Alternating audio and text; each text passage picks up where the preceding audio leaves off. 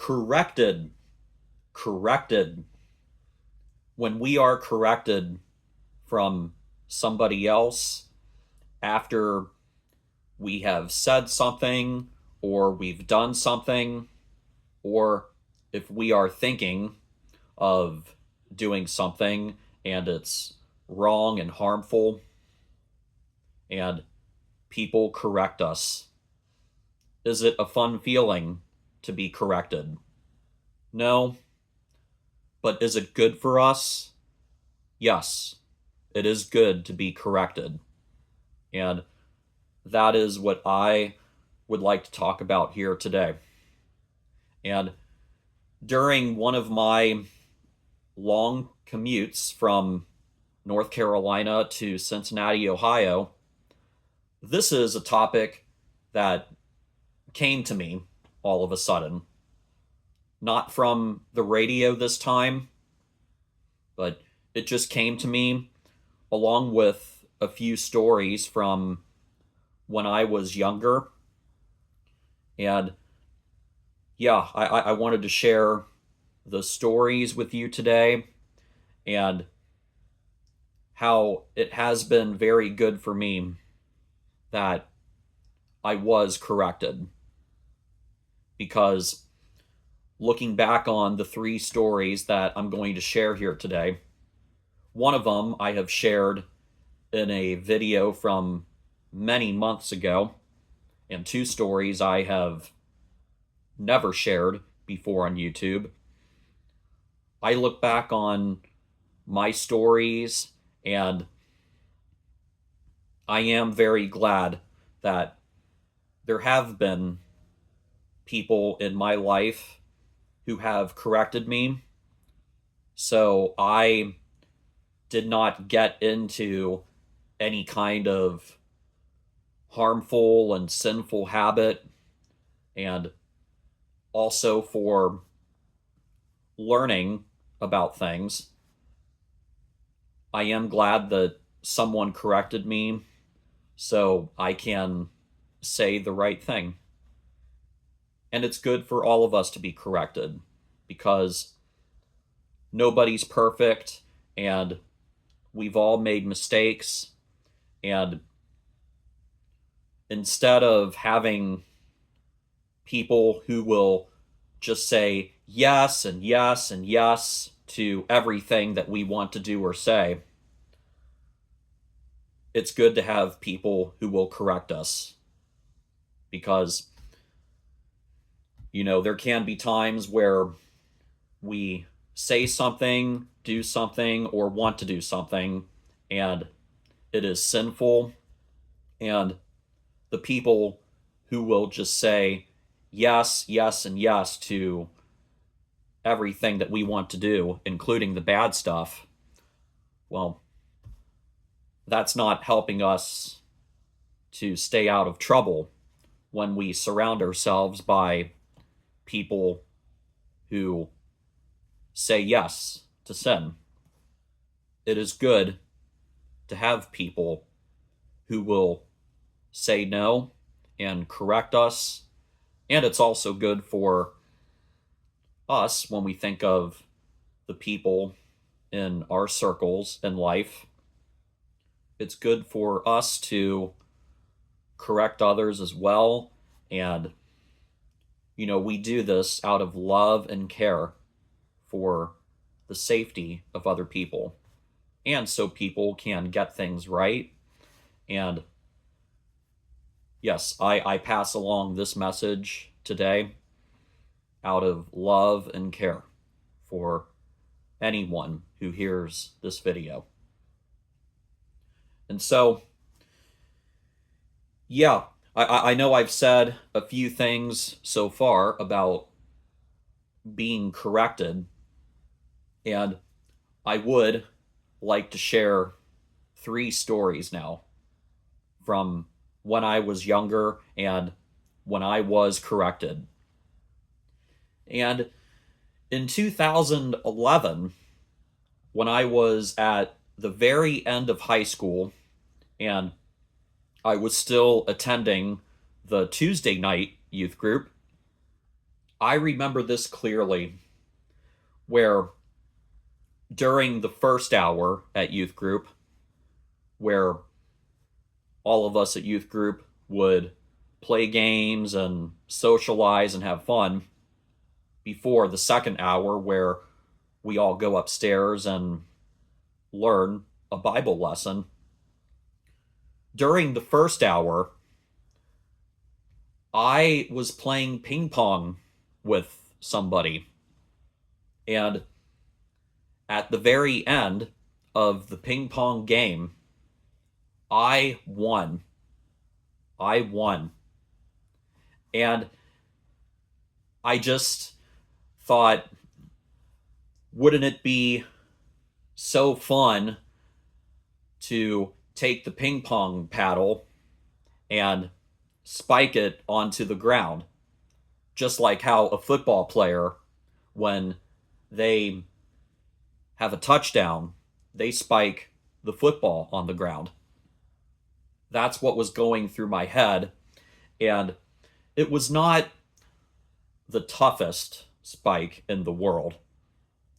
But still, after I won a game of ping pong at youth group, I just kind of gently threw the ping pong paddle onto the floor. And then one of the youth leaders, Richard, whose nickname was Daddy-O, he saw that and he corrected me by saying, "Hey, don't you throw the ping pong paddle onto the ground. You hear me? Don't do that. You could break something. You could break it. Don't spike the ping pong paddle onto the ground." And in that moment when I was corrected, I went from feeling on top of the world for a moment because I won the ping pong game. And then I felt deflated and not so good because, you know, it's not fun to be corrected, but I am very glad that Richard Daddy-O corrected me in that moment because, yeah, that spared me from getting into the habit of throwing a ping pong paddle onto the ground and potentially breaking a paddle in the future. And also,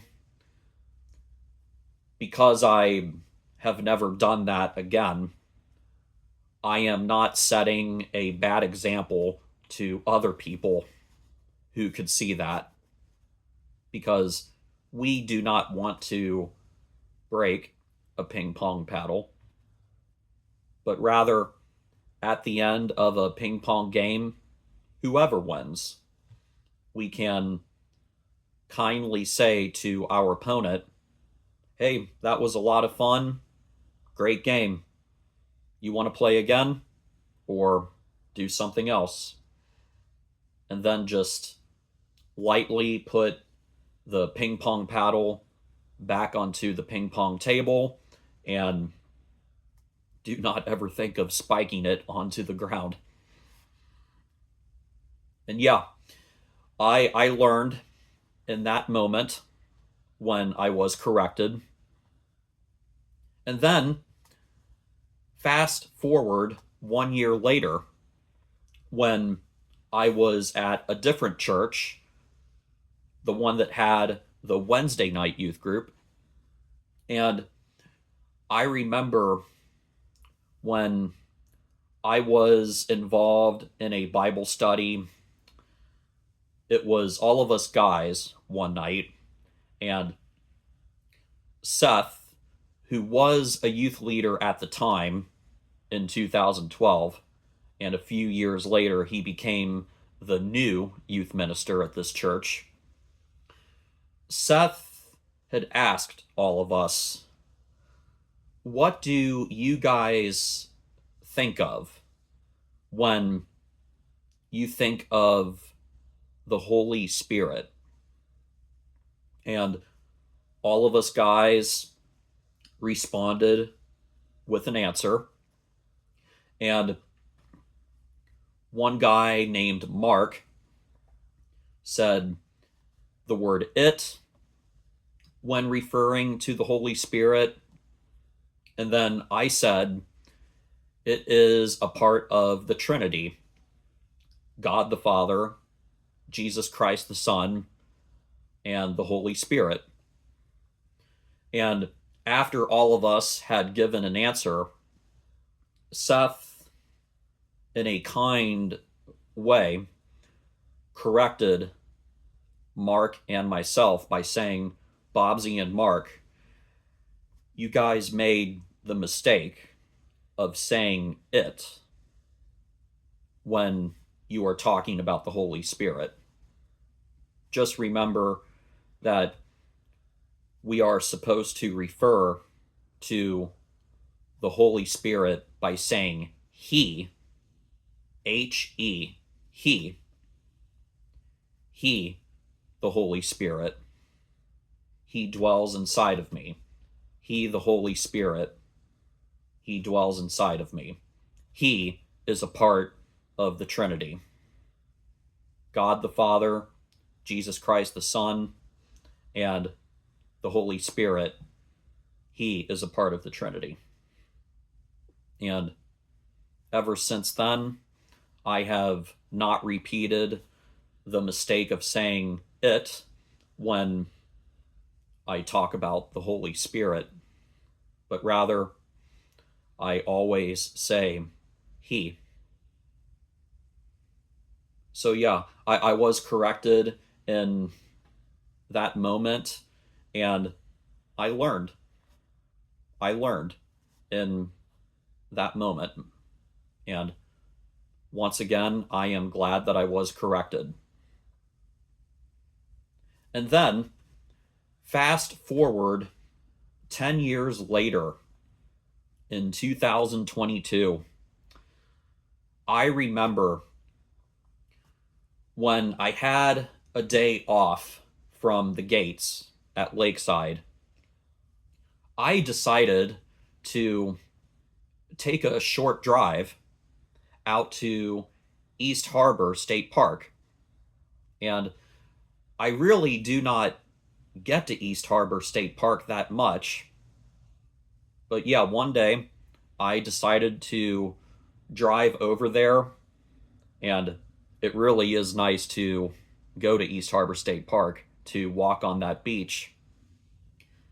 And the mistake that I made in 2022 is that I drove way over the speed limit while driving into East Harbor State Park. And the speed limit is, what, 15 to 20 at the most? And I thought no harm in driving 35 to 40 miles an hour into East Harbor, because I see no one around on their bicycles and nobody walking alongside the road. And so, yeah, let's just drive 35 to 40. And then there was a cop who was facing the opposite direction, and they were keeping an eye out for anyone who was trouble or anyone who was speeding. And after that cop had noticed that I was speeding, they made a U-turn and they stopped me. And I had a 10-minute talk with the police officer, and I was very, very, very fortunate that I did not get a ticket. But I really thought that I was going to get a ticket that day. And maybe it is because I have a totally clean record with driving, and also I was very calm and kind when I was talking to the police officer, and I apologized. And like I said, I was very, very fortunate that I did not get a ticket. But it could have gone the other way. I could have gotten a ticket. And when we think about East Harbor State Park, there are times when there are people walking or biking alongside the road that leads into the parking for East Harbor State Park. And, you do not want to drive too fast when you have people who are moving very slowly next to you. And you could say that about so many other towns as well, where you have people on their bicycles and people walking. And if it is a slow speed limit, then just be patient, and you can get to your destination eventually. And whatever the speed limit is, when you honor the speed limit and you plan accordingly with your time, then you can definitely get to your destination, hopefully on time or early. Traffic jams can happen, but the point is, it is very important to honor the speed limit. And I am very glad that I was corrected in 2022 at East Harbor State Park. And ever since then, I have driven the very slow speed limit into that park. And I make a point as well to my customers at the gate when they are looking for East Harbor State Park. You want to drive that slow speed limit and not go 30 or 40 into East Harbor, because there is a cop that is waiting to get someone, just like they got me one time. And it's not fun when you are shaking and you feel so nervous about the real possibility of getting a ticket. You know, I I know I was really nervous and shaking a lot in that moment when the cop pulled me over at East Harbor State Park, but I was corrected and I learned my lesson. And it's good to not rush. It is good to not rush and, plan accordingly. And we talk about not rushing. Did I say this earlier in the video? Well, the point is, I remember when I was rushing, when I was unpacking years ago, when I had driven back to my Cincinnati house. And I have shared this before, and I will share it again, because I remember when I was rushing and I was going in and out, in and out, in and out of the front door that had a window on the upper part of it. I was pushing the window, and then it was like a karate move that I did not mean to make, and my hand went through the window. And then I had to get that patched up, and that really hurt. That really hurt. And yeah, I would always stress the message of use the doorknob, use the doorknob, use the door handle to open a door, but do not push the window. Never push the window. You can save yourself a lot of pain if you just use the door handle or the doorknob. And yeah, um, I just wanted to share that reminder again, and also the 3 stories of when I was corrected. And like I said, it may not feel very fun when we are corrected, but it's good to have people who will correct us so we can learn and say the right things. And also, it's good to have people who correct us so we do not get into harmful and destructive habits. And I know I correct people and advise people out of love and care, out of love and care, to honor God's name and say things like, oh my gosh, oh my goodness, and to make clean jokes and use clean language. And, of course, I am also advising people to live a pure kind of lifestyle so we can live in a way that honors God and we can stay out of really big trouble. Because it hurts me when I see people I care about